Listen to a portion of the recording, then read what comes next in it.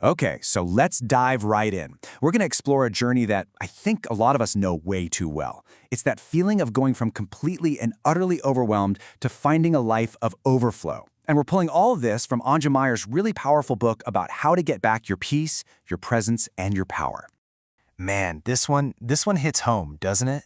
It just perfectly captures that feeling of putting on a brave face for everybody else, while inside you feel like you're just fumes away from empty.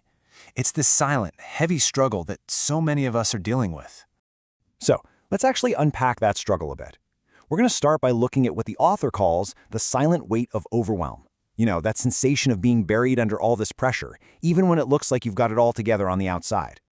And this image, wow. It's such a perfect picture of that internal chaos, right?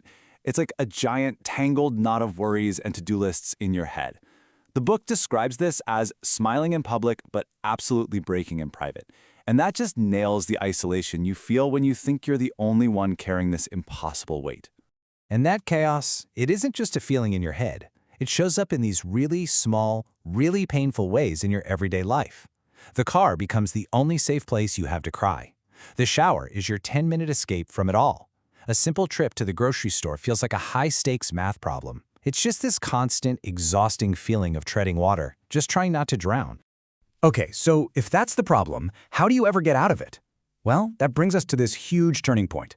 Because for so many people, there comes a moment when your go-to strategy of just pushing through, well, it stops working. It becomes the very thing that's actually breaking you.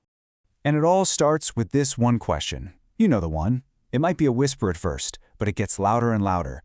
You're sitting in your car or standing in the shower, and you finally truly ask yourself, how long can I keep this up? That question, that's the beginning of the end of just surviving. And when you ask that question, it leads to this kind of shocking realization. The very thing you were so proud of, your strength, your toughness, your ability to handle anything, was actually the thing that was slowly, quietly breaking you apart. What a twist, right? Which brings us to this word, surrender. And I know, it can sound like giving up, right? Like weakness. But that's not what this is about at all. In this story, surrendering is an incredible act of strength. It's having the courage to finally put down the impossible burden and say, you know what? I don't want to live like this anymore. All right, so you've made the decision, you've surrendered, you're done. Now what? How do you actually start to live differently? This is where the solution starts, and it all begins with two really foundational shifts that can build a whole new way of life. Listen to this, because this right here, this is your permission slip. It's permission to stop running yourself ragged, to stop trying to prove how valuable you are by how exhausted you are. It's such a radical idea, especially if you've spent your whole life believing that you have to earn your rest. And you can really see the two paths laid out here, side by side. On one side, you've got pressure.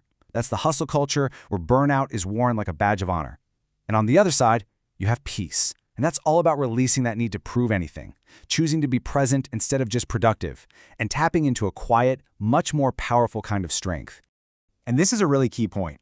Peace isn't just, sitting around doing nothing. It's not passive. It's an active, powerful, intentional choice you make over and over.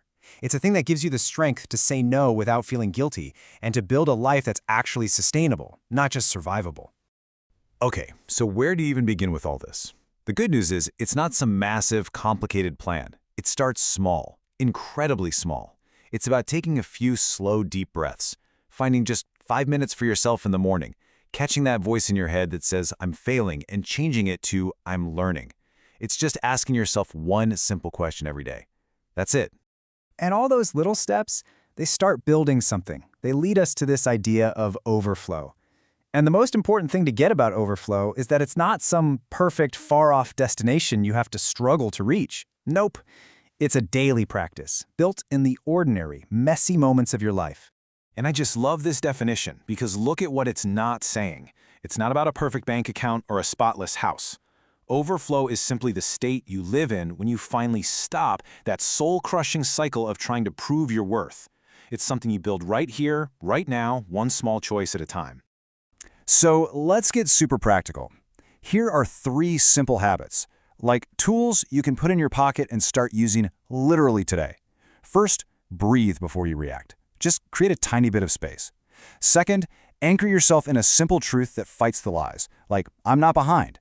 And third, celebrate the small wins. I mean, actually celebrate. Resting without guilt. That's a huge win. And this quote, this is the mindset shift right here. This is the new mantra. Stop chasing, start building. It puts all the power right back into your hands every single day. Okay, we've talked about the why and the what. Now let's get into the how. We're going to walk through a simple blueprint, a guide you can use to walk slowly and intentionally toward this new way of living without any of the old pressure to do it perfectly. And the whole blueprint is built around this one word, breathe. It's an acronym, and it's so good. B is for begin again. Every day, every moment is a fresh start. R, release what you can't control. Just let it go. E, embrace the present moment. A, anchor in truth. T, take small, gentle steps. H is for hold space for grace, for yourself. And finally, E, expect overflow. Actually believe it's possible for you. And as you're thinking about this blueprint, the most important thing to remember is this. Healing is not another thing to hustle for. It's not about forcing yourself to get better faster. It's about allowing yourself to heal. It's about finding a gentle flow instead of constantly fighting the current. Okay, as we get close to the end here, I really want this message to sink in deep. The idea that this state of overflow, it isn't some foreign concept you have to fight to achieve. It's your natural state. It's what you were actually made for, before life piled all the pressure and expectations on top of you. So for anyone listening right now who feels like they're just behind or broken or failing, please hear this. You are not behind. You are not broken. You are rebuilding. And that is an incredibly brave and beautiful thing to be doing. And this, right here, is the declaration you get to take with you when we're done. It honors where you've been, it names what you're doing right now, healing, and it claims the future you are stepping into. It's just a beautiful statement of quiet power. So, I want to leave you with this. Just a simple question for you. Right now, after hearing all of this, what's one small, gentle step you can take toward your own overflow? Not tomorrow, not next week, just today. Because that one small step, that's where this whole journey begins.